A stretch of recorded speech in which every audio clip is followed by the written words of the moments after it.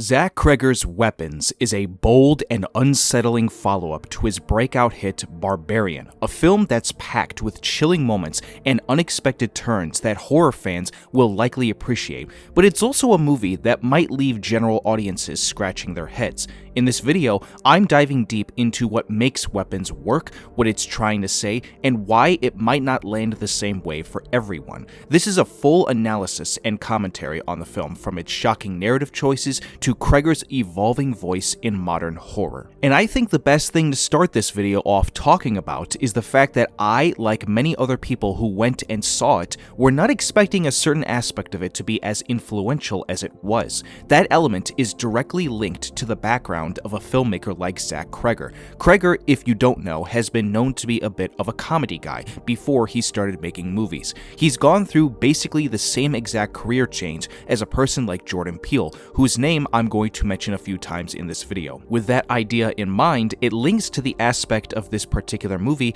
that is what a lot of people certainly were not expecting, nor were they given evidence of it through the trailers and the marketing. I kind of just alluded to it, but it's an aspect of mixing together multiple genres. Weapons is not a straight horror film. It's way more of a dark comedy with horror elements attached to it. And those particular horror elements are not completely rooted in it being the most terrifying horror movie that you've probably ever seen. Instead, it probably will be one that creeps you out way more and makes your experience very unsettling. The very concept of Weapons, when it was first released to the public, is something I think a lot of people gravitated towards because it is an idea that when you hear it on paper can lift the hair on your arms all the way up. 17 kids from one classroom in this school in the middle of the night at 2:17 in the morning suddenly walk out of their houses and run away without ever being seen again. Quite frankly, that's probably all you needed to know leading up to the movie's release, and I think for a lot of people, that's what got their attention and made them pay to get a ticket to see it in theaters.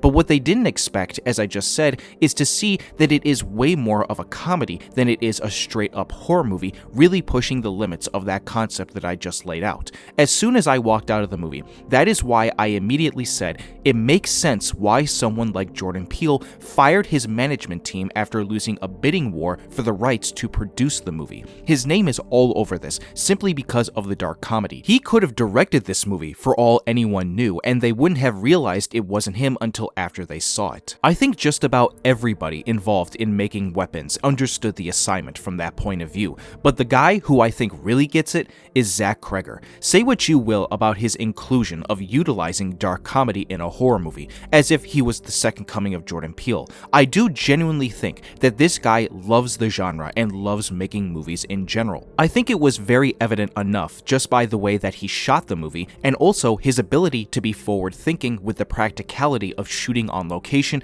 and making sure everything was storyboarded in advance. He made note of that in several interviews, and you can tell he's a very thorough director who takes his time with stuff and pre-plans everything to make sure that it goes right, which is something I think every director should be doing. I would imagine that he also did the exact same thing with his other film, Barbarian, which back in 2022, when it first came out, received a C+ cinema score. Shockingly enough, at the time of me making this video, Weapons has officially received an A-, a stark difference, clearly showing that people really prefer this one. Admittedly, in my opinion, I do think the big reveal in Barbarian is much better than it is in Weapons, but I overall enjoyed the journey more in Weapons than I did in Barbarian, so I guess it doesn't surprise me that people like Weapons more. I think the thing that could have thrown it off with the grading and how people receive the film is Cregger throwing in that dark comedy, but he's utilized it so well in here that it clearly didn't deter more people, and the majority do like what he did. But the most important thing that someone like him understands that I think has been sorely missing from the horror genre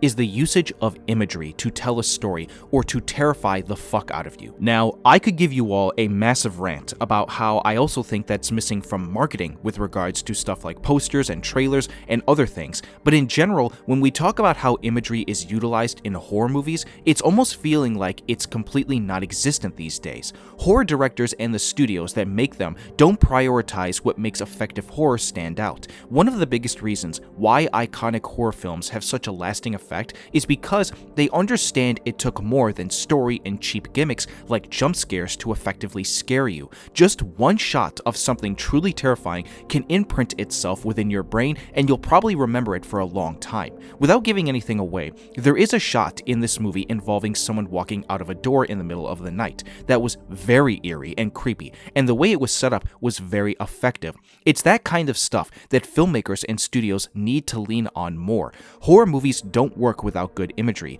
and one day, hopefully sometime soon, I can see a new horror movie be full-on horror with the ultimate scares, the type of stuff that will give you nightmares and make you revert back to having a nightlight in your room when you go to sleep. Effective horror movies also don't work unless you have a good cast attached to them. Thankfully, Zach Cregger was able to find a pretty solid core group of actors that all understood the assignment, led mainly by Julia Garner, Josh Brolin, Benedict Wong, and Alden Ehrenreich, who coincidentally are now all officially Marvel Cinematic Universe actors. Find a way to make for a good adult pairing. Julia plays the teacher whose students were lost. Brolin plays one of the students' fathers who is actively out on the search for him. Alden plays one of the town's cops who plays more of a relationship role to Julia, and Wong plays the school's principal who, if you've seen the movie by now, you know that he also plays a very interesting role in what happens in the climax of the second act. Austin Abrams plays a homeless drug addict who gets caught up in the weirdness of what's going on in the town, and finally,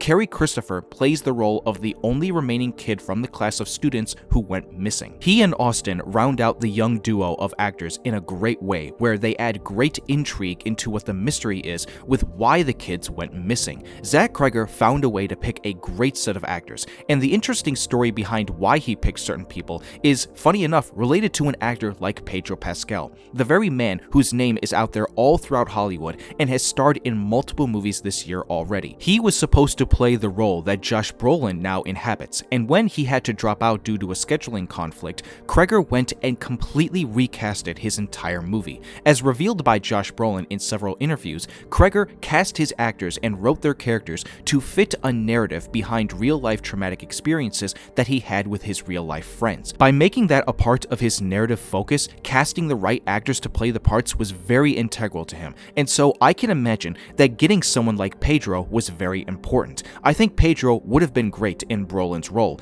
Both are insanely good actors, so there's no loss by whatever version that we would have gotten. 2025 so far has been an excellent year for the horror genre. As of right now, for a lot of people, what they think is their favorite film or the best film of the year so far is probably still Sinners. And now with weapons added onto that with other stuff included in, I think it's safe to say that horror continues to prove it'll most likely be the last remaining genre that ever dies off within the world of film. These movies are being received well, they are doing well at the box office, and we are seeing filmmakers take great risks with telling interesting stories. Weapons is not a completely perfect movie, nor do I think it is as good of a movie when comparing it to something like Sinners. I do think that the movie gets lost with the rules of the world with regards to the big twist, and certain things aren't completely fleshed out to where I wouldn't be asking as many questions as I was by the time that I left. But where Weapons leaves a mark is in who helped to get it off the ground. With the help of someone like Jordan Peele helping to take over with producing, and Zach Cregger continuing to bring his voice to the genre,